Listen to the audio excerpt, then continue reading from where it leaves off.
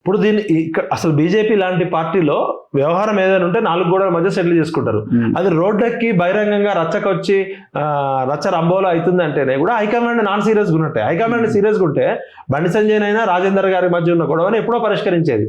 ఇక్కడ ఏమైందంటే బీజేపీ అధికారంలోకి రావాల్సిన ప్రతి సందర్భంలో బీజేపీ చరిత్ర తీసుకుంటే గతంలో తెలుగుదేశం పార్టీకి తోక పార్టీ ఉండి టీడీపీ చంద్రబాబు నాయుడు చేతులు వెంకయ్య నాయుడు లాల్లో అప్పుడు ఇరుక్కొని ఉమ్మడి ఆంధ్రప్రదేశ్లో అట్లయింది. ఇప్పుడు రేవంత్ రెడ్డి మీద ఏమన్నా మాట్లాడితే రేవంత్ రెడ్డికి బి టీమ్గా పనిచేసే బీజేపీ నాయకులు కనబడుతున్నారు. ఇప్పుడు ఇవాళ ప్రజాక్షేత్రంలో 2 సంవత్సరాలు అయింది రేవంత్ రెడ్డి ప్రభుత్వం వచ్చి. ఎన్నో ఇష్యూస్ మీద బీజేపీ స్ట్రీట్ ఫైట్ చేయాల్సింది ఎక్కడ స్ట్రీట్ ఫైట్ చేయట్లేదు. వీళ్ళు కొట్లాడుకుంటున్నారు. రాజాసింగ్, మాధవీలత, రాజాసింగ్, కిషన్ రెడ్డి, బండి సంజయ్, ఈటల రాజేందర్ వీళ్ళు నిరుద్యోగుల అంశం మీద కొట్లాడాలి, లేకపోతే పంచాయతీ సర్పంచులు ఆత్మహత్యలు చేసుకుంటున్నారు ఆ ఇష్యూస్ మీద కొట్లాడాలి, మూసీ బాధితుల మీద రాజేందర్ వ్యక్తిగతంగా కొట్లాడింది. కానీ యాజ్ ఏ పార్టీ హోల్ పార్టీగా రఘునందన్ రావు ఒకటి చెప్తాడు, బండి సంజయ్ ఒకటి చెప్తాడు, ఈటల రాజేందర్ ఒకటి చెప్తాడు. ఒకే పార్టీలో 4 వాయిస్లు ఉంటాయి.